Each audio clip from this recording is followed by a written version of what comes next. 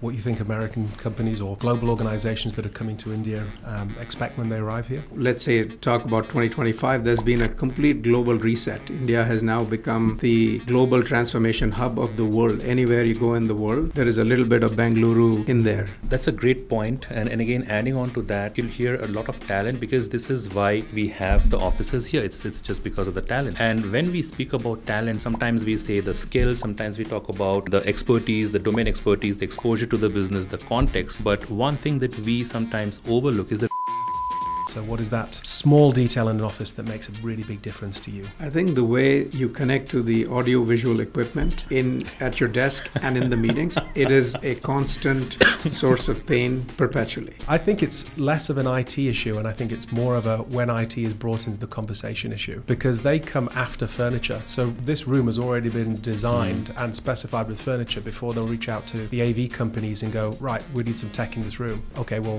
what's it for? How many people are going to be in there? Do they even need technology? Could it just be an analog whiteboard that people draw on? There are lack of standards, so everybody has a different form factor. You have different tablets and phones and operating systems, and people want to display their content sometimes. And you want to see the people, you want to see the content, and you want it to be digital so you can save it, store it, etc. So it's still, I think,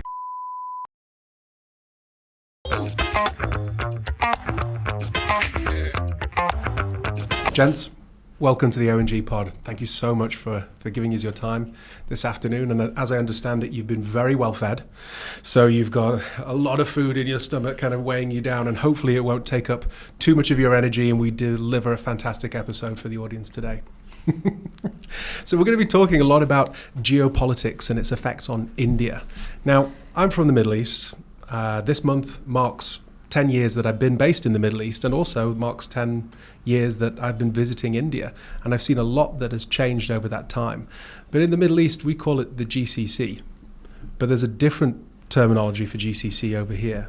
Would anyone like to give me a definition of what GCC is for the Indian markets? See, it's interesting when you put a term and then you try and make an industry out of that term in the middle, right? There used to be so many of them thrown in, and probably even we would know GICs, GBS. We grew up hearing the word captives, and now GCC, and now with AI coming in, we never know it's going to be GAICC, whatever, right? We love an acronym. Yes, so we will have an acronym, but the essence is, it's just another office. And in today's connotation, in the global landscape, when we are looking at a particular location being probably the main center of business, but there are these arms, there are these extended offices across the globe. Many of them happen to be in India, land share of it, right?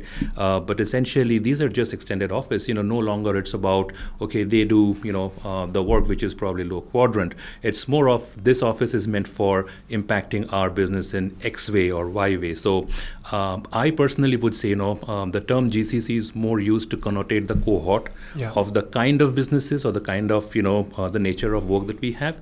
But it's more importantly, global enterprises. Yeah, global capabilities centers. Yeah. Anything else you'd like to add to that definition, Neel? I'll just try to add what is the driver behind trying to name this correctly. Is earlier it was all about low value work coming to India, and it was outsourcing the back office. And that has changed to delivering technology. And now we're doing things beyond technology, like human resources, accounting, legal work here. And it's all about value creation as opposed to cost arbitrage. So I think the newest name that may stick is Global Value Office. Mm-hmm. Yeah. And again, this question is to either of you. What does surprise you most about global organizations and their expectations when they arrive in India? I think, first of all, there is always a need for the global organization to hunt for a location beyond their obvious. It's primarily driven by, let's say, the talent that can give them the competitive edge, right? Or a part of the location that gives them the advantage of timing. So there is, in the way I look at it, there are a few things that should be very clear when an organization located in a different country is exploring the whole GCC space, right? First of all, there has to be a very clear mandate on why we are doing this. As you were saying, maybe it can start with, okay, we want to save cost. absolutely fine, right? If that's the need of the organization, that it is what it is. But then the journey, what does the journey look like? We start with the cost optimization, but then at some point the value starts coming in. Is it a combination of value? Is it a combination of value and innovation? What we want to get out of this office is what will propel the remaining stages of the journey, right? It will propel what my charter is. How does my first, second, third year look like, right? What does my initial crop of talent, agnostic of levels, look like? What do I bring in as a solution for the center for the first 2 to 3 months so that it builds confidence internally? So these elements all fall in place once we have the charter very well orchestrated. And one thing I cannot talk less about is the executive sponsorship. Because you need to have believers back in the organization who knows that, yes, this is going to be a journey for 3 years. These are the milestones we are going to hit in that journey. And as we go through, there will be, it's a bumpy ride, right? But we know that the immediate milestone is a lot lesser than the bigger goal that we have at the end of 3 years. So that executive sponsorship and the initial charter for why the office is set up is very important. Mm-hmm. And as you represent a plethora of American brands, I think you're well positioned to answer that question. But Neel, have you got anything else that you'd like to add in terms of what you think American companies or global organizations that are coming to India expect when they arrive here? Yeah, I mean, there's a large history around this question. So about 40 years back, the perception in the West was pretty negative. India was all about poverty, about snake charmers, about maharajas and cattle on the street. And there was absolutely no belief that India could deliver technology. But now, let's say, talk about 2025, there's been a complete global reset. India has now become the global transformation hub of the world. Anywhere you go in the world, there is a little bit of Bengaluru in there, right? And the number one thing that global enterprise is looking for in India is scale. There's a lot of talent here. So how do you move functions to India, gain that scale, and then move from value creation to innovation and think about what's happening 4 years from now and kind of deliver that affordably with simplicity and with modular architecture? That's what most companies are looking for. I want to come back to that scale and people talent point in just a second, but you made a really interesting point about location, which gives me a little bit of a controversial question for you. Mm-hmm. Which do you think is the most underrated city in India? Yeah. I think right now with, and especially post-COVID, post the pandemic, the boundaries have become so blurred.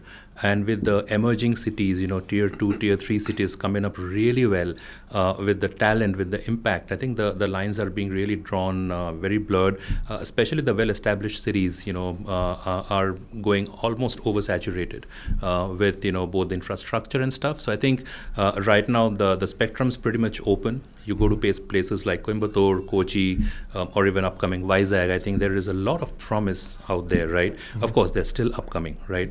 But location is very important because traditionally each of the Indian cities, wherever we see these clusters of GCCs, there is an aggregation of specific skill set. Right. If you look at a specific skill set like A, and I'm not going to name any, so I'm going to kind of just put down the controversy. But if it's a specific skill set A and you get in a city X, right, and then you go there. If it's a skill set B and you are getting in a city Y, then that's how you set up your Y hub, right?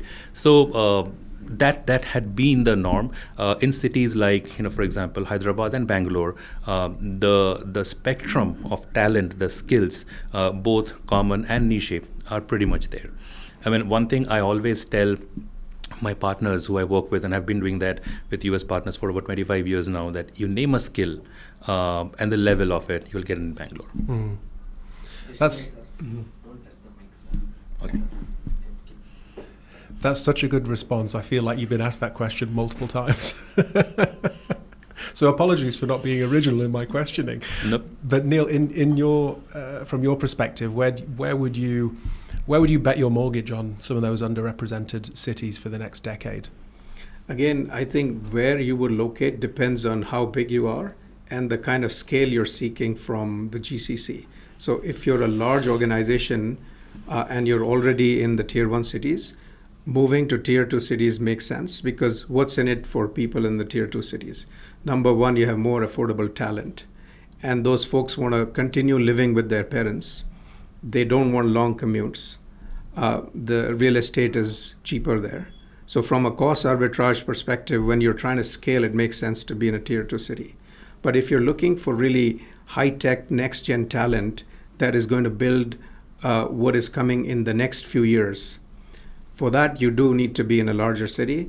And I would say Bangalore is definitely, Bangalore and Hyderabad are it. And we've opened it in Bangalore and Hyderabad. Yeah. Okay. Yeah.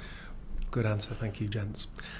So pulling the pin out of that talent and how it's propelling in the future question. So there was an Economic Times article that came out a few weeks ago, and it was talking about some of the geopolitical issues that are affecting India as well, because of course you're not an island. As with most countries, there are interdependencies, and of course the region that I'm based in the Middle East is one of those interdependencies that India holds. So the article highlighted that 63% of Indian companies are actually experiencing a hiring freeze right now because of the instability that's happening as some of the wars that are happening across the Middle East, as an example. So, my question is, are we diverting some of that talent in other areas, or is it just kind of really affecting the bottom line of those businesses at such a scale that we're just not hiring at all? I can answer that. Yeah, sure. I think as the U.S. becomes more protectionist and as trade becomes more uncertain, I think it's advantage India. So the trend was the best talent would study here and then go to the US, study more, and then kind of end up working there on work permits. So with the H-1B issue, the visa issue, I think instead of brain drain, there's going to be more brain circulation. So the GCCs are going to benefit a lot. And despite the contraction of many industries, like the automotive industry, even 5G hasn't had the revenue promise that was expected. Despite all of these headwinds, the GCC story continues to evolve. So when you're looking to be more cost competitive, it makes sense to scale where the talent is and where you can get flexibility, adaptability, and scalability. So I think the GCC India story is going to progress exponentially for the near future. But could we then have maybe a surplus of talent? So if there's a hiring freeze because of wars happening in the Middle East, if the HB1 visa, which predominantly affects the Indian market more so than any other, because actually Indians account for 71% of those that have the HB1 visa. The closest in second place is China at 11.7, so there's a big difference between first and second place there. So if it's now 100 grand to hire an Indian employee to stay in America, many will be coming back to the region at a time when there's a hiring freeze. So do you think there could be that surplus of talent? And if so, what does that look like for the Indian market? Wages decreasing? See, I'll come to that. I'll go back to what Neel was saying and just add. I agree with the point that he made, and I'll add that, look, business goals. When we are in a GCC, we essentially share and look at same business goals. We are an enterprise, right? They don't change because of one war or one external event that's happening geopolitically. They just get repurposed. Right? If I wanted to reach X $1 million of revenue by November, I might just want to repurpose and revisit and reforecast it, right? Which means I have to readjust, but not necessarily go on a kind of a panic freeze. We haven't experienced that even through the pandemic, right? The business has continued. Of course, they had to repurpose, channelize. Somewhere there was a bit of a give and take on, how you allocate your budget and resources, but business continues, and that does not change. So what I would say is that, we continue to grow. To his point, we will continue to grow either this way or that way, either through more next-gen talent, bringing in more quantified sciences and make things more efficient, or in the traditional way, or a combination of both, right? This would definitely continue. Now, looking at the surplus of talent question, which is very interesting, and that is a controversial question, by the way, right? So, sorry, just to throw that. Yes, absolutely. No, but it's a very, very pertinent thing at this point, and maybe that's something that might hit us sometime in the future, not yet, right? Because as much as we talk about the H1B issue at this point, it's not about the existing crop. It's focused on the ones which are going to be applying maybe this year or next year, right, and going forward, right? So it's talking about folks who would have gone overseas to the States and made their lives out there. So that's more of when that hits us, then we will realize. But with the current setup, with the friends and families we all have in US, nothing is impacting them apart from probably just being a bit anxious. But you've got the distributed nature of work now. So do you physically need to be in the States to work for an American organization, or could you do that remotely from here, given the fact that we've all gone through this massive, catalyst in change of technology, and we can do these digital interactions better at a time where India may be perceived as a safe haven, given some of the political issues and instabilities that are happening around the world. So it could be talent surplus. It could be now's a great time to further invest in India and further, So blink reaction, more of the latter. It's a great time. Like as Neel mentioned, it's a great time, right? And before I pass it on to Neel, I think we have seen through the pandemic and later that work can be done anywhere. It's just about the nature of the work, right? If it means you have to front end customers on the same business location, then so be it. I think today's organizations, we all figure out the location of the role based on the need for the role, and not necessarily this role has to be in this location, right? And we have done that very effectively, especially in our organization, we've done that very effectively over the last 4 or 5 years, right? So, for example, in some of our store-focused, customer-focused, work streams, we do have teams which are distributed. While a majority of the heavy lifting is done here, we still have folks back in our store locations who interface regularly with the customers, because that interaction is required, right? So again, it depends on the nature of work. What is the quantum and element of customer facing that you need for that particular role, or the proximity to the business is required? I mean, if you have a commercial presence in this geography, then there is a lot of advantage to that. Yeah. But if you don't have it, then you need proximity to the commercial center of the business to get some of the things going. Of course. Neel, anything you'd like to add? Yeah, I would say that, investment always seeks certainty. And when there are uncertain times, there's contraction. And that leads to redistribution of wages and where people migrate and things like that. But India is so big and there is so much going on that new economic models always come, and there have been cycles of contraction and expansion. And for every person that is asking for a higher wage, there's always compensation that is adjusted to the cost of living and to these geopolitical conditions. So the market is very, very malleable to these kind of changes.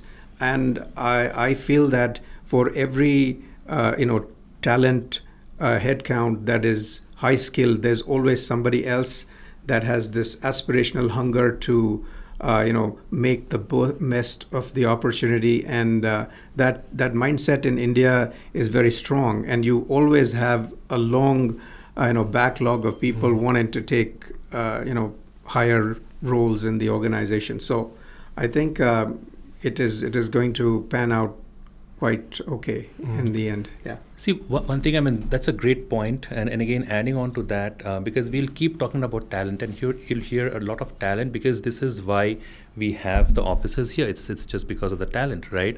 And when we speak about talent, one thing, we probably generalize a lot that it's because of the talent, but what about the talent? Sometimes we say the skills, sometimes we talk about, the expertise, the domain expertise, the exposure to the business, the context.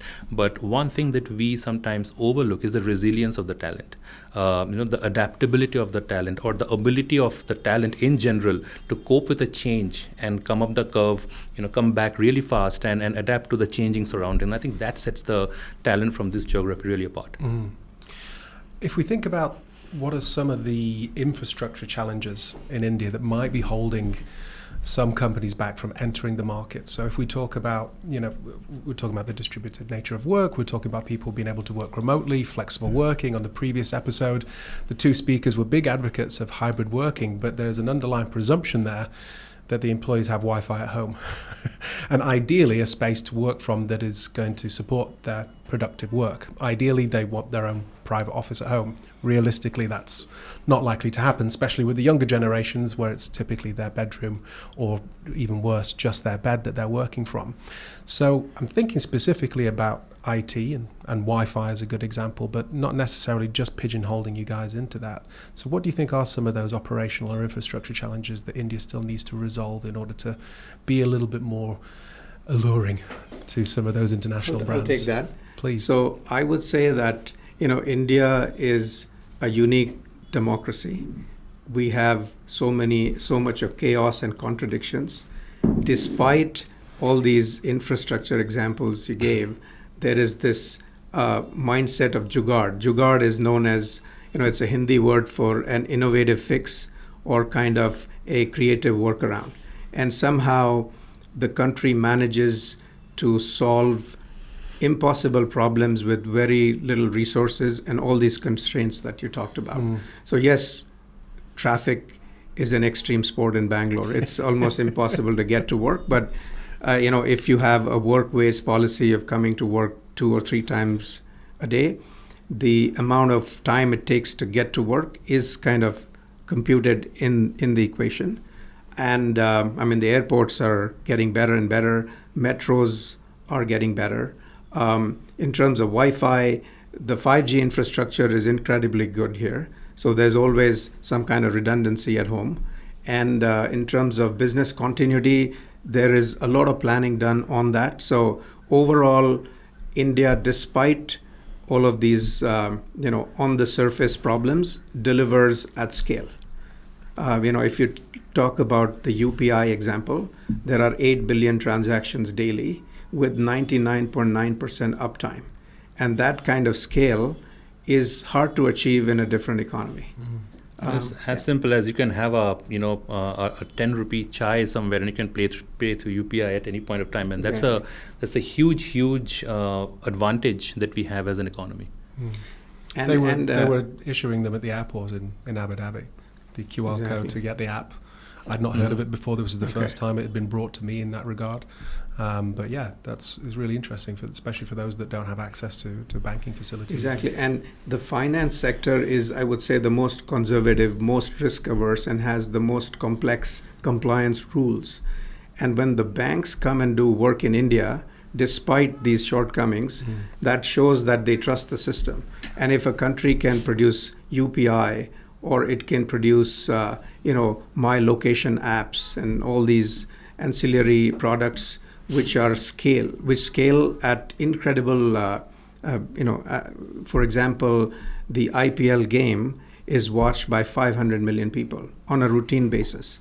And how does this scale happen affordably is proof that the system works.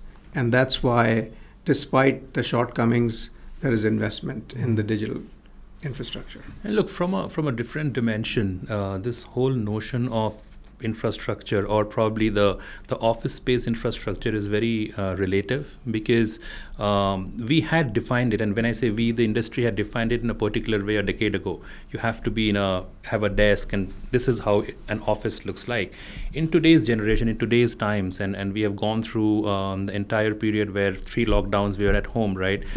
When someone's being expected to work out of home, we necessarily don't expect the person, the background to look like an office. We know it's a home, right? It could be a makeshift, but not everybody would have the flexibility to have a makeshift office space, and so be it, right? And I think it's the lens that we also have to very consciously change on the expectations that we have, right? We are no longer expecting a home to be an office. If someone's working remotely from a home, as long as the working's being done, which is where my infrastructure of Wi-Fi or connectivity or my equipment comes in, right? But not the peripherals. And I have seen many individuals and organizations being very conscious that to put do's and don'ts, that this is what you should be doing remote. Absolutely not. You are home, and we respect that you are working in a space that is yours.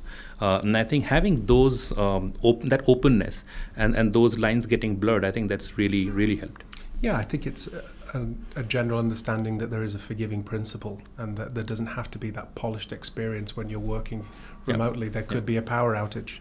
I've experienced that myself when I was presenting in South Africa. They're like, you've got 20 minutes. I'm like, this is an hour-long presentation. Mm-hmm. You don't understand, Ollie, the power's being turned off in 20 minutes. Okay, give me that microphone. It happened to me last Friday. I mean, I have one of the, the check boxes from infrastructure is pretty big, gigabit internet, UPS, all that stuff. And in spite of that, suddenly I was presenting in a, CEO staff meeting and I blacked out. Right, and it happens. And then how quickly you can do the jugaad and then get back on your feet. You have your phone. See, the thing is today with the phone, with the multiple devices, your office moves around with you.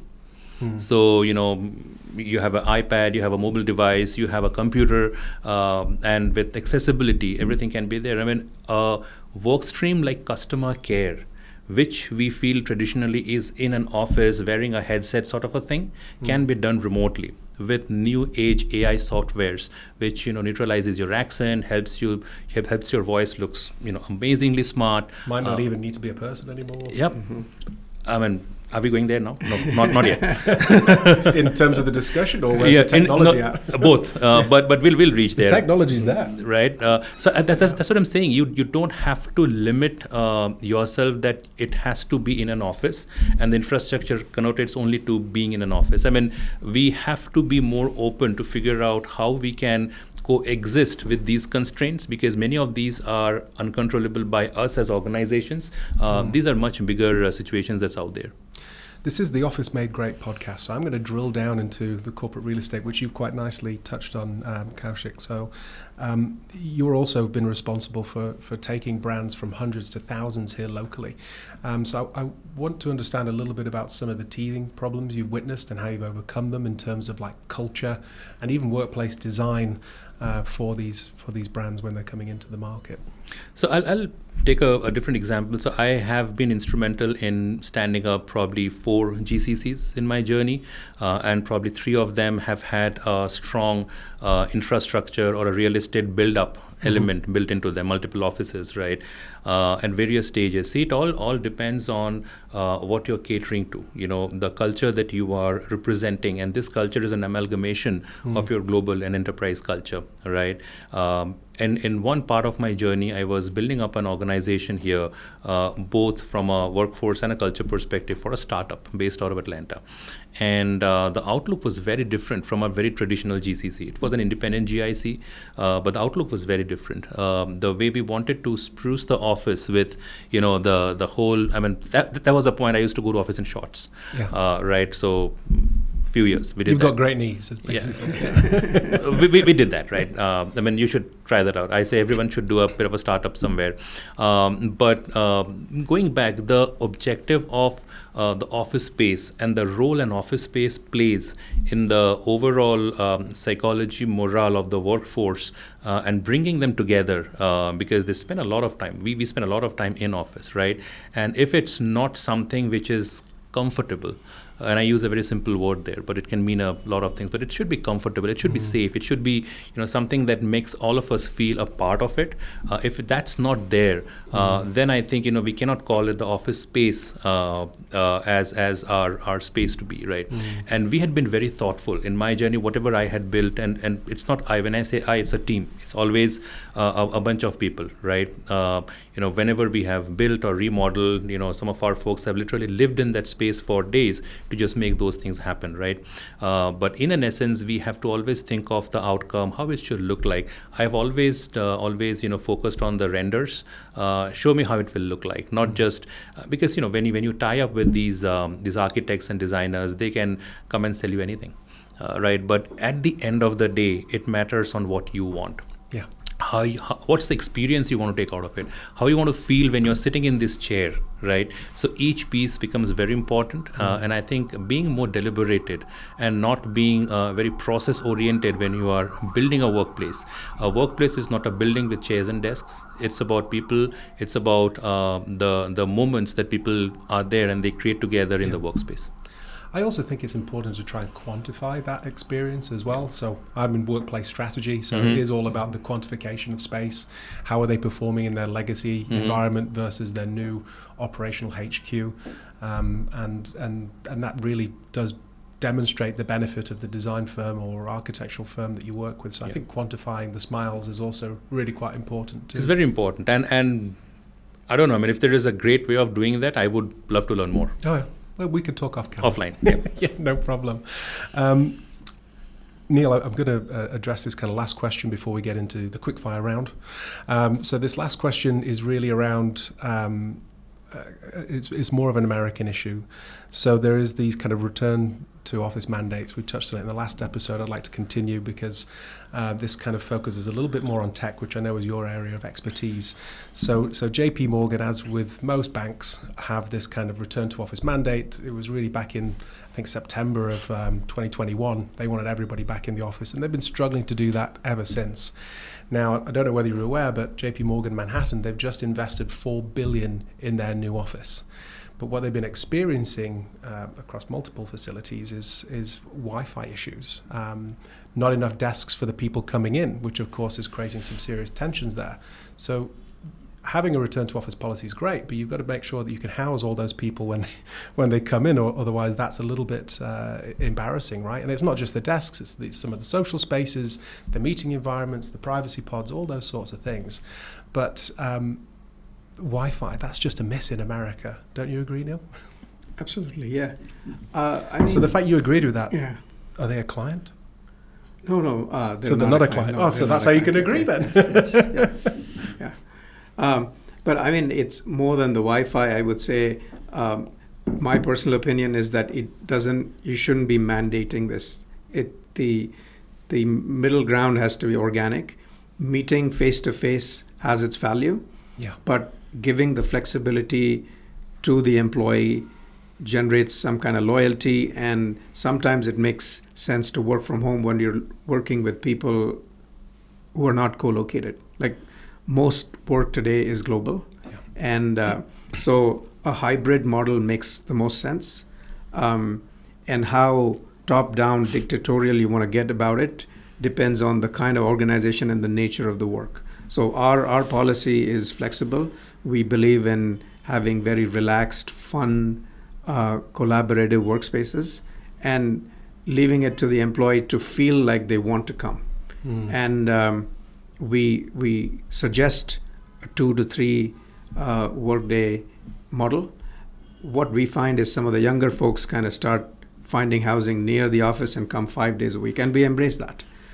So again, I believe flexibility is the best option. Very true, very similar, plus 100. I think, what we do is we've just given the guidance of 3 days in office, but then we also see the 5 days, from some of our associates who love the office.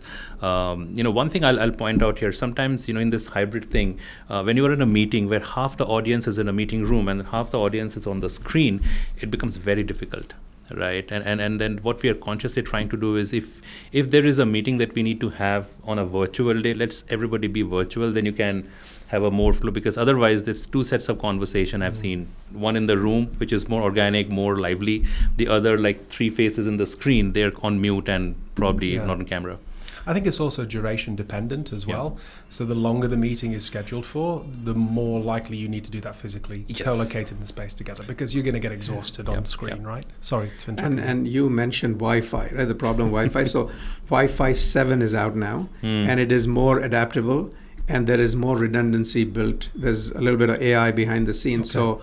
So, it is not going to be as big a problem. Of course, high density and low bandwidth coming into the building is an issue, but everybody is designing for multiple layers of redundancy and technological redundancy as well. So now there's satellite and 5G plus and fiber can work together, and you can have a pretty balanced experience if it's designed correctly. I really need to update my phone. I'm still waiting on 3G currently. So now we're into the rapid fire questions. Yes. They're not taxing, so you can rest at ease. And I'll start here and we'll go here, and that's how we'll do for each single question, if that's okay with you, gents. Sure. All right, first one. Where in the office do you do your best thinking? Where does lightning just strike give you a creative moment? I have a small space in one of the meeting rooms. It's a chair. I love that chair, but nobody else wants to sit in the chair. It's kind of a couch sort of a thing. But when I'm sitting there with my coffee, my first coffee of the day, that's where I think I get most of the best of the ideas in office. I'll ask you a little bit about your posture in that environment. So it's a lounge-seated position? It's a lounge-seated position, yeah. Okay. Have you got your feet on an ottoman or anything like that? No. Okay. Feet on the ground. Feet's always on the ground. Yeah, always grounded. Always grounded. Thank you. I mean, my best moment is early morning when I just enter the office, say hello to everyone. I collect my thoughts, and I'm in front of the computer, and I kind of plan my day. And I write a few things about what I want to achieve, and that's the best moment for me. Yeah. Fantastic. Second question: are you a chai, coffee, or tea drinker, or any other? Black coffee without sugar multiple times a day. How many times are we talking here?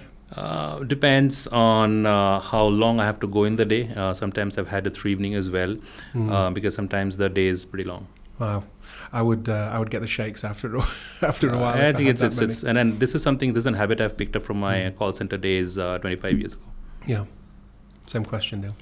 I actually worked on a tea estate, so for me it's definitely ginger chai in the morning, and that's what wakes me up. Good for the throat as well, Yes. I think, yeah. What is one workplace habit you wish more people would drop?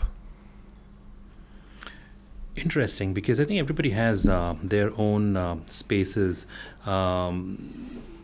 but I think again in a space like India, sometimes we tend to ignore the diversity around us in the way we should, or we tend to be less inclusive sometimes. And I think that's something across the board. If we can be a bit more conscious, that'll really help. So what you're saying is microwaving fish.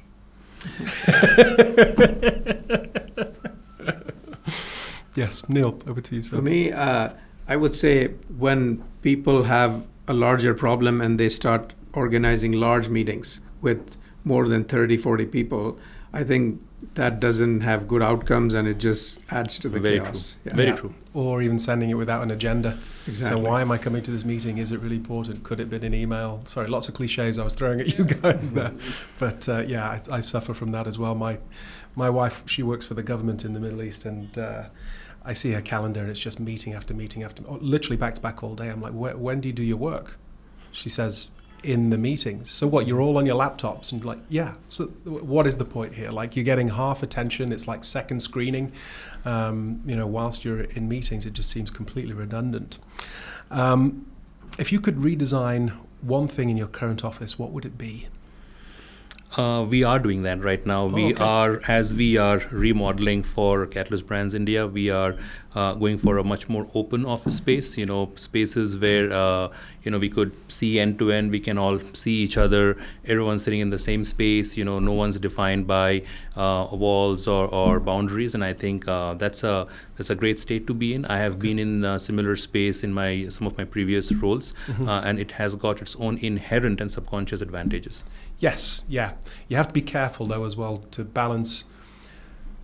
So depending on your job role, your personality, your age, your gender, all these things come into play. And I'm a massive extrovert, so open plan space isn't a problem for me because it's bright, buzzy, connected space. Gets me to my optimum level of arousal and performance. But those introverted employees in those same kind of open environments, it can often overstimulate them. Yes. And then they can't think, they can't work, and they have to come in earlier when no one's around or stay later. And we start eating into their personal time and work day, which might not seem like a bad idea if you're the CEO of a business, but actually there's only so much energy we can dedicate to things. And we want to make sure that work can be done within those hours. So it's balancing that out. So I'm sure you've planned in for those things. And it's a great point, Oliver, because you have to be mindful, again, diversity, because, it's just not, sometimes when we talk about diversity, is limited to a few particular attributes, but then diversity is all about everyone feeling safe in the environment. I think that's what it is, right? Yeah. And what we have tried to build in, is enough spaces for folks who really want that, maybe a quick, quiet time or focus time. So focus zones are there. And I think that really has been helping quite a bit. Yeah. I mean, I'm neurodivergent myself. I'm dyslexic, so I was quite passionate about writing a white paper on neurodiversity and mental health in the workplace, which I kind of published last year, and hopefully to bring a little bit more light and education to how we can start to design, not just for jobs, but also for people and, and the nuance that is the human. Absolutely. And sometimes forget that. Yeah. Neel, over to you, sir. Same question. So if you could redesign one thing in the office, what would it be? I mean, I would design a process where people who are working on the same thing organically come and co-locate without having to reserve a space. And how do you design the flow such that it happens without a mandate? Yeah. Yeah. Nice. Yeah, like a project space, I suppose. Some call them clubhouses for people to come. Then don't necessarily have to be dedicated or bookable. They could just be impromptu settings. Depends on the culture and the way the organization is going. But yeah, I really like that. Co-locating teams. And if they get used to a space, they start squatting there, and you may want other teams to be there because it's a larger space. So how do you make it organic and adaptable so people understand how they need to check and adjust and modify their behavior based on evolving needs? Yeah, cattle prods, I find work particularly well. No, but I'm hoping that like AI steps into this space as well, because there's two ways that AI could go in terms of collaboration and connecting people together. It could either completely decimate it, because now as my boss, I don't really need to ask you as many questions because I can ask AI and save face in front of you and show it to be a top performer. So therefore our interaction deteriorates. Or we could use AI to plug into my calendar and my schedule, the projects that I'm working on, and it could nudge and encourage behavior, so I can see that the people I'm working with, they're free, they're in country, they're not on holiday. This meeting room is ideal for the number of people. Let's book that space and encourage those people to connect by nudging and encouraging behavior. So I'm hoping that AI steps into that space. Music while you're working. Yes, no, and if so, what's your go-to playlist? Absolutely yes, right? While I'm working, of course, and this is another thing I want to be, I try and be mindful. So of course, try and do it with headphones, because my playlist might not be his playlist, right? But essentially, I listen to traditional Hindi music, any good music. Yeah, because it's nice to have that unique music playlist like tailored to you, but then also you want to be connected and find out what's going on around you, or do that constructive eavesdropping. So it's being able to manage it yourself, I suppose, in that regard. Neel, over to you, sir. I love jazz, but it has to play in the background. When I'm thinking deep, there can't be any vocals. It has to be instrumental, and it's got to be improvised stuff. So So would it bring it too much to the forefront if you had it in earbuds? Would you prefer like speakers in the background? I played on the speakers in a quiet place. Yeah. Okay, nice. So hybrid, fully in office or fully remote? I would say it depends. Because see, we have done all of it. Personally, if you ask me, the very personal choice is to be in office, to be with people, to interact, to mingle, to get the exchange happening. And that gets a lot done than being remote. But yes, sometimes we do need those few hours of focus time, and that can be achieved through remote as well. I'm 100% hybrid. Okay, nice. And Kaushik, finishing with you, the last and final question in this quickfire round is: what is the smallest design detail in an office that makes the biggest difference to you? The position of the trash can. Under your desk or central recycling? Central recycling, or even within a meeting room or somewhere, because sometimes that's much required, but then we miss out on that, or it could be an eyesore. So I remember working on a project, this is going back 15 years ago, and the facility manager removed all the waste paper bins from under people's desks and had central recycling, and the employees went nuts. They were kicking off left, right and centre. Now I have to walk to the central recycling point and back to my desk when I've just eaten an apple. And I said, well, it's good for a number of things. One, the interactions, the fortuitous encounters you could have along the way. And then two, for your body, we need to be getting up and moving throughout the day, but quite often we get locked into the digital world, and that's where spinal issues can happen, even if you're in great ergonomic furniture. So this is serving multiple purposes here. So yeah, I think and also being mindful of the amount of trash you generate on a regular basis, right? Yeah. But yeah, that's the response that came right away when you asked the question. But there are a few other things also, the lighting. As I thought more about it, it plays a very important role through the day, because you are locked into a pressurized, air-conditioned space through the day, and the whole lighting, the way it's set up, the way it's lighting you, your peripherals, that's got a huge impact. And that also changes with age as well. Yeah. You become more or less sensitive to age at different points in your lifetime, and so you've got two people of varying ages and sexes, and they have a very different experience. And one thing, and I'm sure I'm saying on a much more fun note, is the temperature. He and I will start, kind of having a difference. Like he would want it warmer, I would want it, a bit more colder. So that battle continues. Yeah, I think it's less of an air conditioning issue and more of a user agency issue. Yeah. So if the employee is empowered to decide where they're going to work, then they can choose the setting that has the right temperature and lighting and acoustic privacy for them. Whereas if, you have to sit there for the next 12 hours, for the next 5 days, for the next 3 years, then that's going to be an issue. So I think we give people that freedom, treat them like adults. It works itself out more so than not, rather than having individual AC controlling units above the head or under the floorboards. Maybe I can do that, multi-zone AC control at every desk, or sort of, thinking. Yeah. Yeah, I mean, in the Middle East, it just gets so hot, so people do have their own individual, fans on their desks and stuff. But, again, I think if people are able to move and migrate depending on the time of day, because that fluctuates as well. Finishing up with you, Neel. So what is that small detail in an office that makes a really big difference to you? I think the way you connect to the audio-visual equipment at your desk and in the meetings, it is a constant source of pain perpetually. And despite being a tech company, exactly. I mean, despite being tech, it continues. You're muted is the most often said things in meetings, and I think we need to find. I think maybe AI is the answer. I love that.